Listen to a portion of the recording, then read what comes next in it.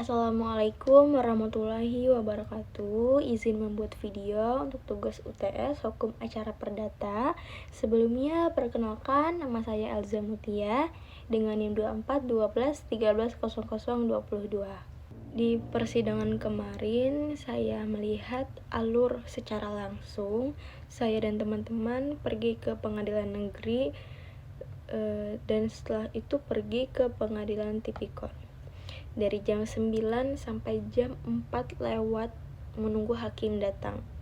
Tapi di sana kami diperbolehkan masuk ke ruangan sidangnya untuk menunggu setelah semuanya sudah datang dan hakim membuka sidang. Di sana juga ada kejaksaan dan ada beberapa saksi. Sebelum mulai, mereka melakukan sumpah terlebih dahulu.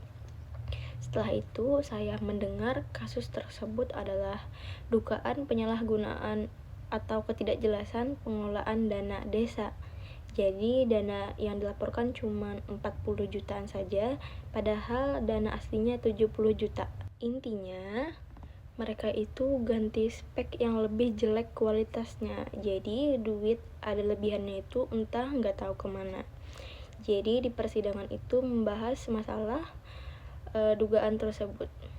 Pak Kades dan bendaharanya yang jadi tersangka, sedangkan sekretaris mereka tersebut tidak tahu kejadiannya seperti apa, kesaksiannya seperti itu. Intinya yang saya lihat di dalam persidangan tersebut sama persis seperti apa yang kita pelajari dalam pertemuan pembelajaran di kelas dan apa yang dijelaskan oleh Bapak. Dalam urutan sidang tersebut ada pembukaan sidang dan identitas para pihak, terus ada penggugat, pembacaan gugatannya, ada tergugat memberikan jawaban, dan dilanjutkan replik, balasan penggugat, dan replik, balasan tergugat. Di alur skema ini menjelaskan alur prosedur perkara perdata, alur persidangan dari awal sampai putusan. Yang pertama pembukaan sidang, di mana hakim membuka sidang pertama, dicek apakah para pihak hadir. Jika para pihak hadir, dilanjutkan ke mediasi. Dan jika hakim menunda sidang, maksimalnya kurang lebih 22 hari untuk proses mediasi. Jika tidak berhadir, penggugat tidak hadir, gugatannya gugur, tapi penggugat boleh mengajukan gugatannya lagi. Jika tergugat tidak hadir, jika sudah dipanggil, lanjut ke perstek. Nah, putusan perstek ini tanpa kehadiran tergugat. Jika syarat formal tidak terpenuhi, gugatannya tidak diterima. Jika tidak beralasan hukum, gugatan ditolak. Jika beralasan hukum, gugatannya dikabulkan sebagian atau seluruhnya. Lanjut sidang, jika mediasi gagal dan pihak hadir, masuk ke tahapan persidangan, pembacaan gugatan, replik, balasan penggugat, duplik balasan tergugat, pembuktian, serta ada kesimpulan. Lanjut putusan hakim. Di skema ini menjelaskan alur prosedur perkara perdata, alur persidangan dari awal sampai putusan. Yang pertama ada pembukaan sidang, di mana hakim membuka sidang pertama dan dicek apakah para pihak hadir. Nah, jika para pihak hadir, dilanjutkan ke mediasi upaya damai. Hakim bisa menunda sidang maksimal kurang lebih 22 hari untuk proses mediasi. Hasil mediasi jika berhasil, dibuat perjanjian perdamaian. Perkara selesai. Jika gagal, lanjut ke persidangan. Jika tidak hadir, hakim bisa memanggil sekali lagi, atau penggugat tidak hadir. Jika sudah dipanggil dengan patut, gugatan gugur. Tapi penggugat boleh mengajukan gugatan lagi. Jika penggugat tidak hadir, jika sudah dipanggil dengan patut, lanjut ke pemeriksaan tanpa tergugat atau disebut dengan perstek. Putusan perstek tanpa kehadiran tergugat, hakim menilai jika syarat formal tidak terpenuhi, gugatan tidak diterima. Jika beralasan hukum, gugatan ditolak. Dan jika beralasan hukum, gugatan dikabulkan sebagian atau seluruhnya. Dan lanjutan sidang jika mediasi gagal dan pihaknya berhadir, masuk ke tahapan persidangan. Di sini ada 4. Yang pertama ada pembacaan gugatan, jawaban tergugat. Yang kedua replik, balasan penggugat, dan duplik balasan tergugat. Yang ketiga pembuktian, saksi. Yang ketiga, pembuktian saksi dan bukti dari kedua pihak. Yang terakhir, kesimpulan. Terus ada putusan hakim. Setelah semua proses selesai, hakim memberikan putusan akhir. Pada intinya, di alur skema ini punya 3 kemungkinan utama. Yang pertama, jika selesai damai, artinya mediasi. Jika gugur, berarti penggugatnya tidak hadir. Dan jika diputus hakim biasa atau prestek. Di skema ini menunjukkan tahapan lengkap proses perkara perdata dari awal sampai akhir. Yang pertama, pendaftaran gugatan. Jadi, penggugat itu mendaftarkan perkara ke pengadilan, berisi identitas para pihak dan tuntutan.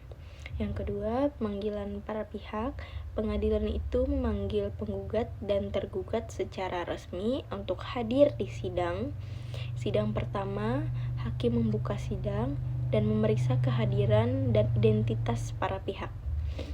Terus mediasi, di sini wajib dilakukan untuk mencari perdamaian. Jika berhasil, perkara selesai. Jika gagal, lanjut ke sidang berikutnya.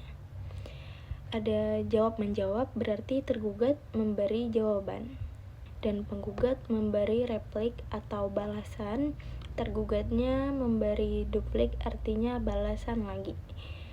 Pembuktian, kedua pihak menunjukkan bukti atau dokumen, saksi dan lain-lain. Tujuannya di sini untuk meyakinkan hakim. Kesimpulan, masing-masing pihak menyampaikan ringkasan akhir dari argumen dan bukti. Ada putusan, hakim memberi putusan perkara berdasarkan fakta dan hukum. Upaya hukum, jika tidak puas, pihak bisa banding, kasasi atau peninjauan kembali. Eksekusi pelaksanaan putusan hakim dilakukan jika putusan bisa berkekuatan hukum tetap. Intinya, di alur ini bergerak dari gugatan, sidang, mediasi, pembuktian, putusan, upaya hukum, dan eksekusi. Selanjutnya, saya akan menjelaskan beberapa penjelasan yang saya catat saat pertemuan pembelajaran hukum acara perdata yang dijelaskan oleh Bapak pada jawaban gugatan. Jadi, jawaban tergugat adalah tanggapan resmi dari tergugat terhadap gugatan penggugat di pengadilan. Artinya, disampaikan setelah gugatan dibacakan, fungsinya membela diri dan membantah gugatan. Jadi, ada beberapa isi yang berupa pengakuan, penolakan, bisa juga bantahan. Terus ada intervensi, yang dimaksud adalah masuknya pihak ketiga dalam perkara karena punya kepentingan hukum. Tujuannya melindungi pihak ketiga. Dalam perkara karena punya kepentingan hukum. Tujuannya melindungi pihak ketiga dan menghindari kerugian. Bentuknya ada prosesnya dan ada juga akibatnya. Akibatnya bisa diterima, jadi pihak dalam perkara, bisa juga ditolak, perkara tetap berjalan. Ada pembantahan perkara. Pembantahan adalah pembelaan tergugat terhadap isi gugatan penggugat. Tujuannya menyangkal dalil gugatan yang dibantah berupa kebenaran dalil, bisa juga fakta peristiwa atau juga alat bukti. Ada replik dan duplik. Replik adalah tanggapan penggugat atas jawaban tergugat, sedangkan duplik tanggapan tergugat atas replik penggugat. Fungsinya bisa memperjelas sengketa, bisa juga menegaskan posisi pihak. Tujuannya membantu hakim memahami perkara, menyaring atau menentukan fokus pembuktian. Ada struktur replik dan duplik. Pertama, kepala surat, pembukaan, isi, penutup, dan tanda tangan. Ada juga penjelasan dari Bapak tentang pemeriksaan perkara di muka sidang pengadilan, yang artinya pemeriksaan perkara di muka sidang adalah proses dalam pengadilan untuk menyelesaikan sengketa. antara para pihak. Tujuannya adalah untuk menilai keterangan dan bukti agar hakim bisa mengambil keputusan yang adil.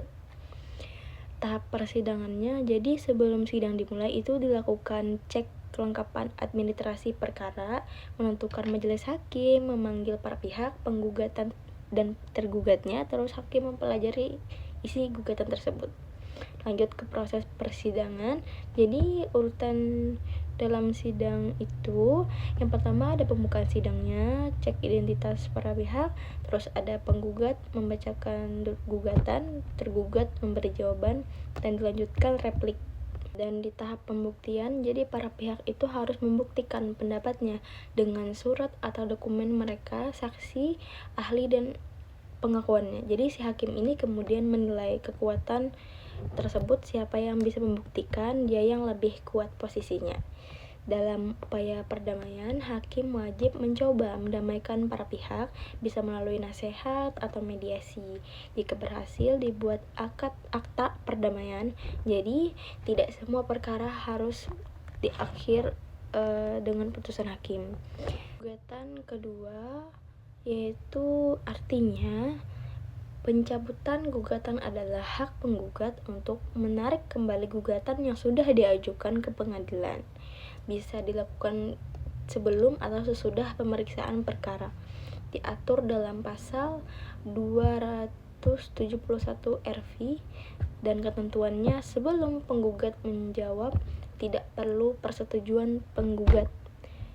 Setelah penggugat dijawab, sidang berjalan harus ada persetujuan penggugat. Intinya, semakin jauh proses sidang, semakin perlu persetujuan pihak. Penggabungan gugatan artinya itu menggabungkan beberapa hal dalam satu perkara agar lebih efisien. Penggabungan objektif: 1. Penggugat mengajukan lebih dari satu objek gugatan, contohnya untuk ganti rugi atau pembatalan perjanjian sekaligus. Intinya bisa gabung dari sisi objek atau dari sisi pihak. Pemberian kuasa dalam perkara perdata adalah melimpah wewenang kepada orang lain, biasanya itu pengacara, untuk mewakili di pengadilan. Dilakukan oleh surat kuasa dan juga termasuk perjanjian. Ada hak dan kewajiban. Diatur dalam KUH perdata. Artinya orang lain bisa mewakili kita secara sah di pengadilan. Terus ada tentang gugatan dalam perkara perdata. Gugatan yang gugur dianggap jika penggugat tidak hadir di sidang, padahal sudah dipanggil secara sah. Terus ada putusan perstek. Putusan dijatuhkan tanpa kehadiran tergugat, tapi tergugat masih punya hak untuk melawan. Sekian tugas UTS Hukum Acara Perdata dari saya. Wassalamualaikum warahmatullahi wabarakatuh.